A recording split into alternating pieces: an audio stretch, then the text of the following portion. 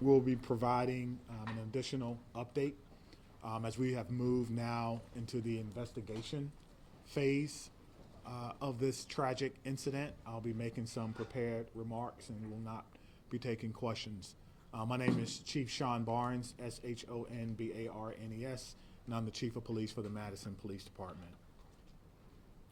The past 24 hours have been a flurry of emotion, sadness, anger, disappointment, grief for the Madison community.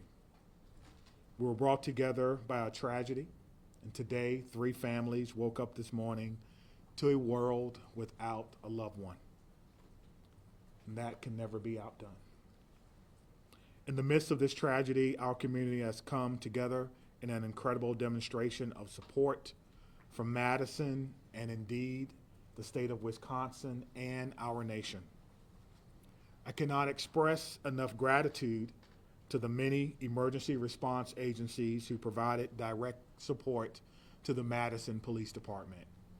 We could not be standing here today without the men and women of law enforcement, specifically the Madison Fire Department, surrounding EMS agencies, Dane County Sheriff's Office, Monona PD, Oregon PD, the University of Wisconsin Police Department, the ATF, the FBI, Fitchburg Police Department, and Cottage Grove.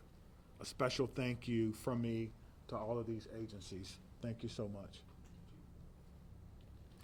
These agencies and many others responded to the scene and or took calls for service within the city of Madison to allow us to focus on this tragic incident.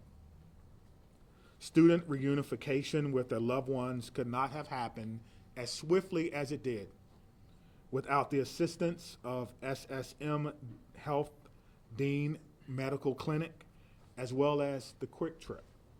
Additionally, many people worked well into the night and supported local restaurants and community who came together and provided food and other logistical support for our team.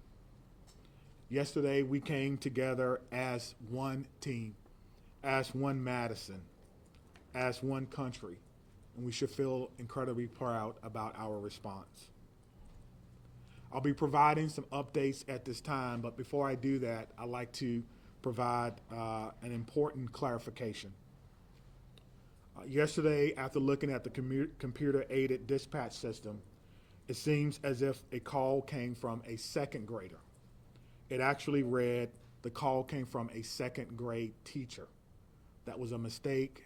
That's my responsibility, and I apologize, and I clarify that today. It did not come from a second grader. It read second grade teacher. I will also be providing several investigative updates from the 8 p.m. briefing from last night. The Madison Police Department is committed to transparency and will continue to release information that can be used to improve public safety. This must be balanced against our commitment to the victims of this horrific crime and the need to do a thorough and complete investigation. As a result, I recognize many of you may have questions that I cannot answer at this time. I ask for you to keep the victims in your mind and respect their right to a thorough investigation. I also will not be taking questions at the conclusion of this press conference, but your pre-submitted questions serve as the basis for updates that we're providing for you this afternoon. If your question is not answered, it is due to an ongoing investigation. Okay. We know a document has been widely shared on social media. At this time, we cannot verify its authenticity. We have detectives working today to determine where this document originated and who actually shared it online. At this time, we cannot verify the document. We ask that you not share the document or spread any information that may be false. Our department will provide an update on this document when we can. There are always signs of a school shooting before it occurred. Some of you have reached out about Rupnow's social media activity prior to yesterday's shooting. We're looking into her online activity. We're asking anyone who knew her or who may have insights into her feelings leading up to yesterday to please contact the Madison Area Crime Stoppers. Again, anyone who may have known her or knew what she was feeling or going through at that time, please direct those inquiries to Madison Area Crime Stoppers. That number is 608-266-6014 or at P3 Tips. P3 Tips. We will not be releasing specifics about these social media accounts at this time. Identifying a motive is our top priority, but at this time, it appears that the motive was a combination of factors. Again, we cannot share that information at this time because we do not want to jeopardize the investigation and those who are currently cooperating with us. All patient status remain unchanged. The 911 calls are the record of the 911 Communications Center, and their standing operating procedure is not to release documents in open and active investigations. Again, we are working to authenticate the documents that you see online that some are referring to as a manifesto. And as soon as we do that, we will let you know. Now, the process for doing that is looking at original documents that may have been taken from the suspect's home, looking at information that may be on laptops or on computer to determine if this document originated from our suspect. Any disciplinary records would be under the purview of the school. Some of you have asked whether or not she was troubled or whether or not she was troubled at school.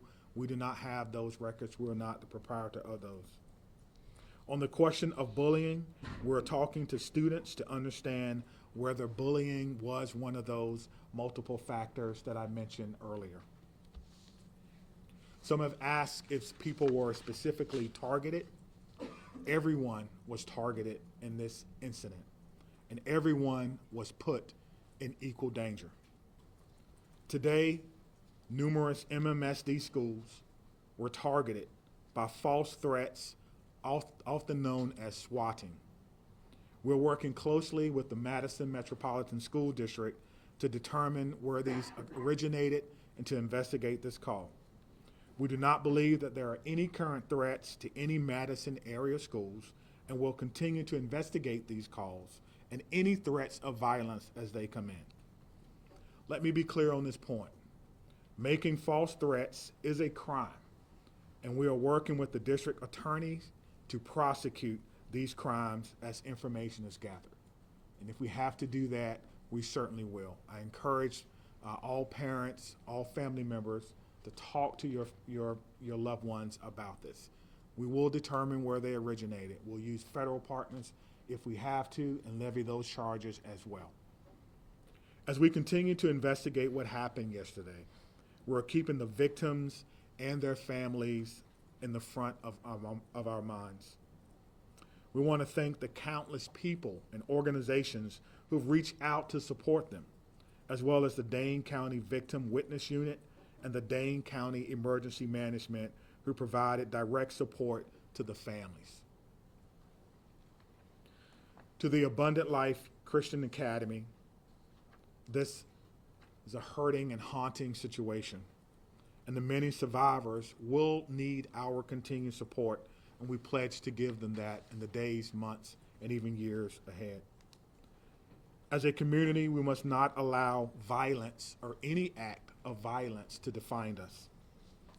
We refuse to allow hate or destruction to win in this city, but rather we will honor our survivors, our victims through love, support, and the Madison way.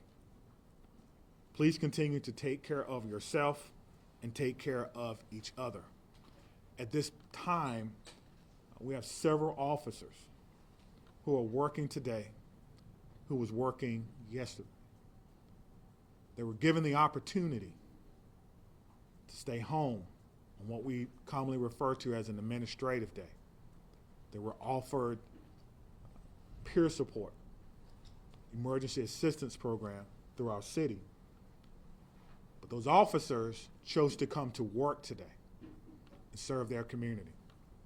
So at the end of my remarks, I'm going to find each and every one of them and personally shake their hand and thank them on behalf of a grateful city, and a grateful administration, and a grateful department and profession for their act of selfless public service. Thank you, Mayor. Thank you, Chief.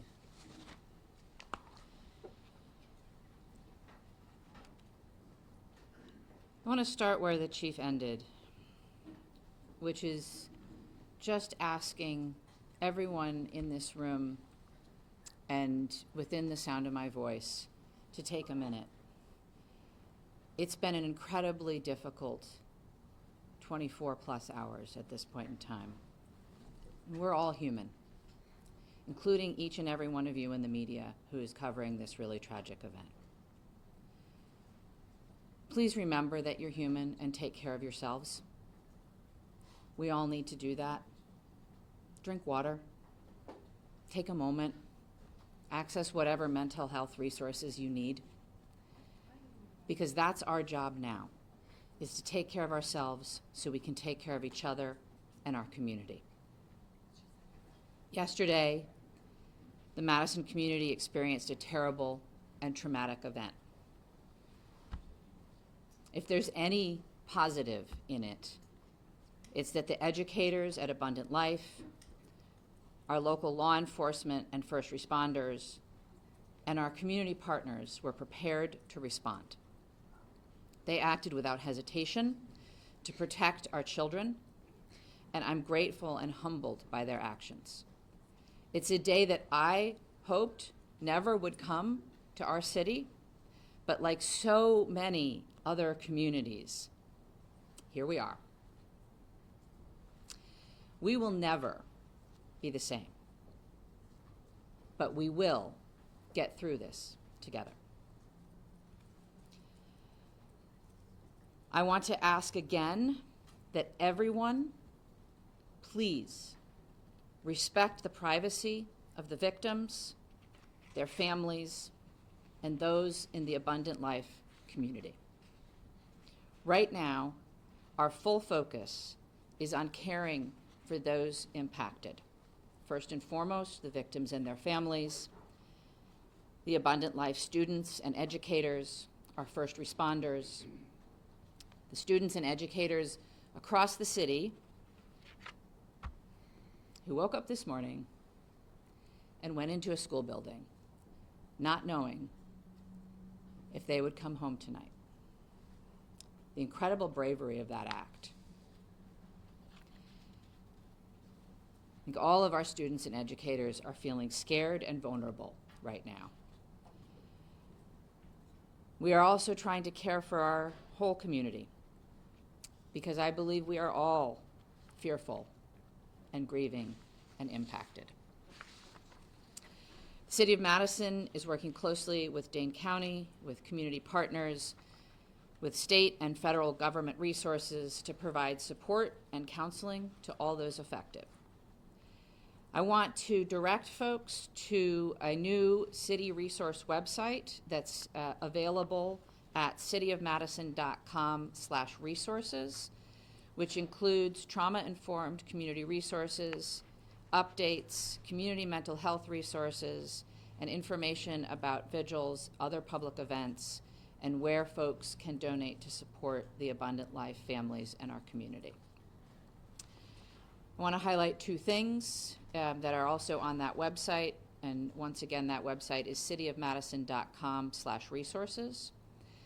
If you wish to support the families, the request is that come in the form of financial support through a site set up by the United Way of Dane County. You can visit unitedwaydanecounty.org, or you can text HELP for ALCS to 40403. Again, that's help, numeral 4, ALCS, to 40403. The community is also invited to a vigil tonight by the Vel Phillips statue at the Capitol at 6 p.m. Again, that's at the Capitol building by the Vel Phillips statue at 6 p.m. I would ask that everyone, and particularly the folks in this room, please avoid spreading misinformation, particularly via social media. Please vet what you share, even if your wish to share is well-intentioned. There's so much that we do not know at this point, and we have to allow law enforcement the time and space for a careful and methodological investigation. Let them do their jobs. And above all, please respect the victims, respect the families, respect the school community, particularly on social media. I want to say a huge thank you again to all of our partners and those across the country who have reached out offering support and well wishes, including President Biden, who I talked to yesterday, Senator Baldwin, who I talked to yesterday, Congressman Pocan, Governor Evers, who called, and many others at every level of government and all across our community. I want to thank most particularly our first responders and everyone who mobilized yesterday to help. Certainly Madison Police Department and the many law enforcement agencies that were mobilized, the Madison Fire Department, the Sheriff, the State Patrol, the FBI, the ATF. I want to thank our hospitals that cared for the victims and the medical staff there. I want to thank Dane County, in particular, Emergency Management and the Victim Services Unit. They have been incredible. I want to thank SSM Health and the Dean Clinic. They, without hesitation, made their facility available to us. They canceled all appointments. They rearranged the facility. They put their staff at our disposal to make sure that the Abundant Life families could be reunited with their students. I couldn't be more grateful to them. I want to thank the United Way, both for setting up the donation site and for mobilizing resources across our community. I want to thank the Red Cross and the Salvation Army, the religious leaders who came to the reunification site yesterday from across our community, and all of the community organizations and businesses that donated food and resources to the families and are still now offering support for our community. There are so many people who have offered support, resources, help, and well wishes, and we are grateful to every single one of them. I want to end where I started, which is centering our collective humanity. We all have to take care of ourselves so that we can take care of each other and our community. Whatever your belief or tradition is, I would ask that you find a way today, tomorrow, in the coming weeks, months, and years to be kind, to give grace, and to find ways, big or small, to help make our community a safer place for all of our children. Thank you, and I'll turn the podium to the county executive. Sorry, before you go, can you introduce We'll yourself? answer questions. No, Oh, introduce I'm sorry. yourself again. I'm sorry, I forget that you're not a local. My name is Satya Rhodes Conway. I'm the mayor of Madison. That's S-A-T-Y-A, last name R-H-O-D-E-S-C-O-N-W-A-Y. Satya Rhodes Conway, mayor of Madison, Wisconsin. Thank you. Good afternoon, everyone. I'm County Executive Melissa Agard, M-E-L-I-S-S-A, A-G-A-R-D. It's unfortunate that we are still having to navigate this absolutely horrific situation in our community. I come before you today as a community leader, as a mom, as a fellow Dane County resident, and like many of you, someone who is continuing to process what unfolded yesterday at Abundant Life Christian School and across our community. My heart aches for the students and families and teachers and the first responders at all levels, from the 911 officers to the folks that are at our coroner's office. Every single one of us has been impacted in an unimaginable reality by this situation. Our kids, my kids, teachers across our community, and in fact across our nation, had to wake up and go to school today, and that was an act of bravery. Parents dropping their children off at after what we witnessed yesterday took an act of bravery and a belief in our community. And that's a bravery we should not have to put on the shoulders of our children and our families and our community. Let me be clear. These everyday actions that we have all experienced over the last 24 plus hours should not require bravery. They should be routine and joyful, especially at the end of a year, wrapping up a semester. Our kids should be laughing and learning and thinking about pajama day as they're heading into the holiday season. But right now, that's not the case. And right now, it's okay to not feel okay. That's how we move forward. And for some, the weight of this tragedy is overwhelming. I'm sure they're feeling sad and anxious and numb. We've heard that even from our police chief. And for others, they might just be feeling a little bit off, unsettled by the images that our news coverage is delivering to them in the fast-breaking social media world. And it's playing on repeat. And I am grateful for what it is that you all do. But this is impacting people in a different way. And I want you all to know, and people across our community, that their feelings are valid and they are not alone. Seeking support, talking to someone you trust, simply admitting that you're not okay is not a sign of weakness. It's actually a sign of strength. And whether you're feeling hopeless or scared or just not quite yourself, know that there are resources here in Dane County and in our community that will be here and continue to be here to support you in order to help people move forward through the healing process.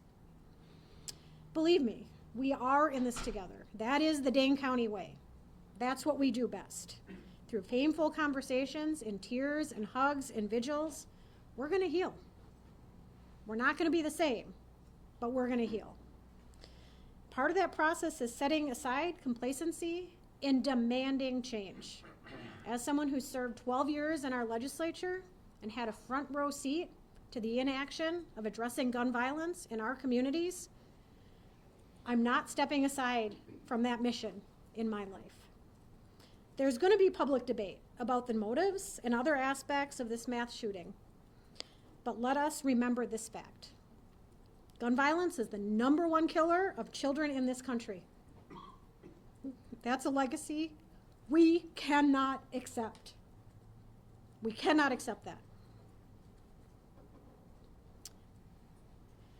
Part of the reason I feel so pained by this tragedy is that mass shootings feel like something that's ominous and hovering, and we're all wondering where and when the next one is going to occur.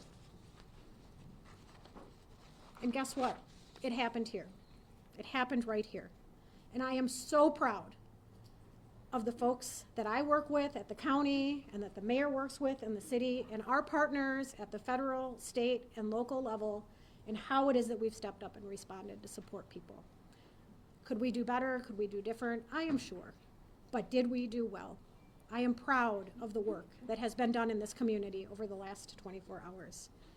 And I assure you all today that we are going to continue to work like hell to stop future tragedies and to support our community that has been harmed by these actions. And for anyone that's out there listening, anywhere in this amazing world that we live, whether you're grieving or you're scared or you're angry or you're unsure or you're curious, take care of yourself, Take care of the people who you love and whose lives you touch. Talk to someone, anyone. If you're not comfortable calling a number, there is someone in your life you can reach out to. No one is alone through this. We are strong in Dane County, and together we're going to get through this. And I know that there are questions that we all want answers to. And I am hopeful that we will have those answers sooner than longer. But please give us the time to do this right so that we can learn how to prevent this from happening in the future and support those that have been most impacted in our community. We are doing everything in our power at all levels in a collaborative way to prevent this type of pain from ever happening again in our community. Can I assure that? No, but we are going to work as best as we can to that end. So thank you to each of you for carrying these stories, for taking care of yourselves, and for delivering these messages to the people in our community that just want one more piece of information. Thank you for being here. All right. The county executive and I will take some questions. We obviously cannot answer questions about the investigation, but happy to take others, and we'll turn to Dylan. Sure, Lucas from the State Journal. Just for the county executive, as a former lawmaker, can you just talk generally about what the laws are in Wisconsin in terms of children's access to guns? Our laws in Wisconsin are far too lax when it comes to access of guns by children. And I do believe that we should have safe storage laws. We should have background checks. We should have red flag bills. We should be providing adequate support for everyone in our community when it comes to behavioral health. People should not be waiting when they raise their hand and ask for help. And there should not be stigma surrounding people who are asking for that help. Our schools should be adequately funded. Our Department of Justice has an Office of School Safety. They don't have enough resources, and that is on the legislature. There is a lot of action that can be taken in the Wisconsin State Capitol, but this is a conversation that needs to happen from coast to coast. We need partners in our federal government to also address this because states have borders and people can cross them. Okay, Maddie from WISC. As public officials, can you speak to the process of vetting information before sharing it publicly, what that looks like behind the scenes? We can try. I think it depends, but we have a process within, obviously, both police and fire have public information officers who work with the principals to gather and vet information and share it out. Similarly, in my office, we have a communications manager who works with us. In terms of the investigation, I can't really speak to that process, but there is a process within law enforcement to decide what information can be shared that won't jeopardize the investigation, and then to do our best to verify information before we're sharing it publicly. Obviously, in an event like this, there is a lot of chaos, and it can be difficult to parse out where information is coming from and how accurate it is at any given time. And so in a developing scene, sometimes we will share information that's not 100% correct. But as you've seen already, the chief comes back and tries to give out the best information we can and correct any mistakes. Scott, do you have anything?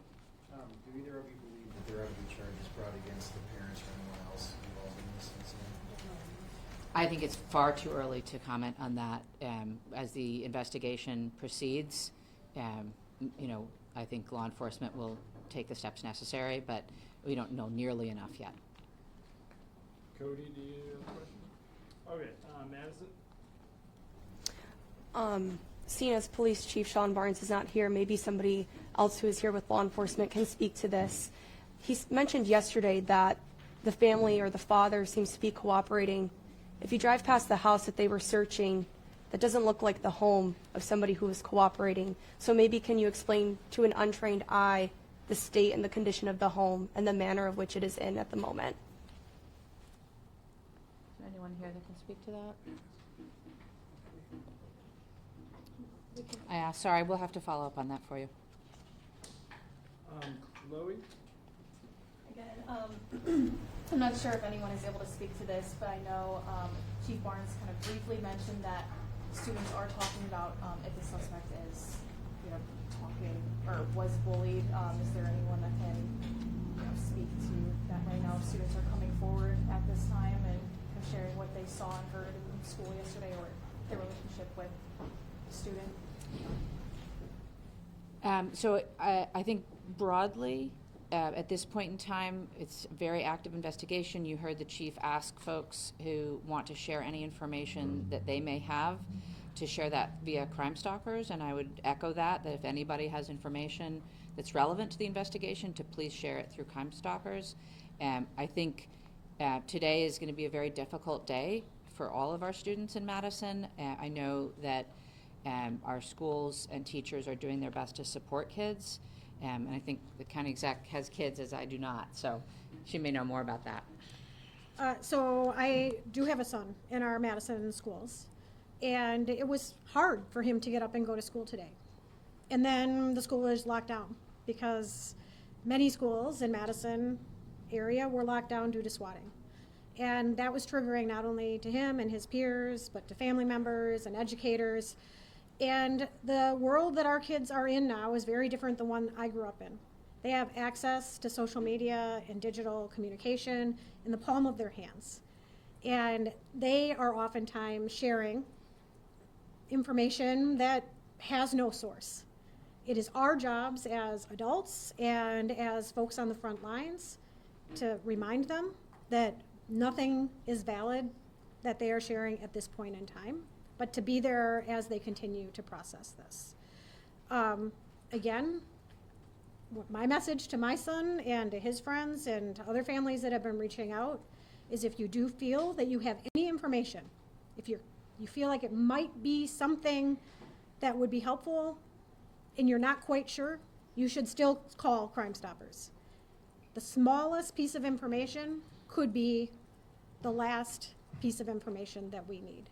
So don't second guess yourself. Please reach out to Crime Stoppers. Parents, support your children through this as they are navigating. It is a very confusing path for them, and my kids seem to know more than I do right now as this is going on, because of the fact that that digital device is in their hands. And we need to help them know that they should be putting that down and slowing their worlds down as we're navigating our way through this. Thank you. Shine from WORT. I'm sure you've been on the phone continuously and have made hundreds of calls. Could you talk about any conversations you've had with other MMSD or other schools in the area? Yeah, I can speak to that. I have been in touch with the superintendent, and my staff have been in touch with his staff. Initially, it was just making sure that everybody had all the same information, and some strategizing collectively about how to make sure that MMSD schools were safe. As the time goes on, you have seen this already, I'm sure, that MMSD is sharing information out with their families about how to support kids. They've shared information out with their faculty and staff about how to support kids going forward. That is something that we will continue to talk about, is how we can support, again, the students who I'm sure are confused, afraid, worried, the parents feeling the same, and of course our educators. That is part of the work going forward. I do also want to just recognize that there are schools, obviously, in our community that are not part of the Madison Metropolitan School District, and we are reaching out to them as well and making sure that they are supported and have the same level of resources. And that support is coming definitely from the state, but also from the county and the city, and will come more as we go forward. Do you want to add anything? Cameron from WMTV. Yesterday when you guys briefed us, you told us that, staff and students immediately left the building, some about their cars, some about coats, all of those things. So could you guys tell us what the status of the building is, and if there is a timeline in place for people to return back? I don't have all of those details, but what I can tell you is that Yesterday, there was a process of folks leaving the building and then obviously being reunited with their families. The building is a crime scene and will be under investigation for some time to come now. But obviously, the police department will work with the school and the leadership at the school to do what they can to make sure that people have access to things that they need. All right, James from WISN. Yeah, my question is for law enforcement and or DOJ. Yesterday it was said, and I want to quote this, there are almost always observable behaviors before something like this happens. And I see Trish nodding her head. Can you share what observable behaviors specifically we see as this investigation unfolds from the suspect in this case? So I think, again, Let's just, I want to address, because we did receive your question. I'm going to get in front of the microphones. As we mentioned earlier, any questions we can answer about the investigation, we answered in our updates. So we cannot take any more follow-up questions about the investigation. Are the observable behaviors in the social media accounts? That was not something that's... so again, it's an ongoing investigation. MPD will share information that they can as they can, but we're not able to speak to the investigation at this point in time. All right, Anna from WPR. Yeah, hi. Can you speak to the decision to keep Madison and other Dane County school districts open today, and whether that's going to change in light of the hoax calls and the swatting incidents? You know, we don't Yeah. have anyone from the school district here. Yeah. I'm sorry. Sorry, it's a question for the school district. I can tell you that there are many families that chose not to send their children to school today. It didn't feel like a day that they could go to school over.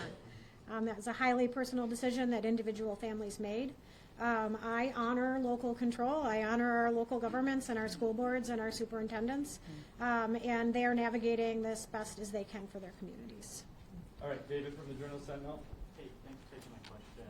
Wanted to ask you about a timeline or any further information you give on the victims of this incident and kind of if there's any timeline for them on it. I'm not aware of a timeline at this point in time. Thank you. All right, Ian from CBS News. Why didn't the school have a resource officer, and would having one have made a difference? That's a question for Abundant Life. We can't answer that.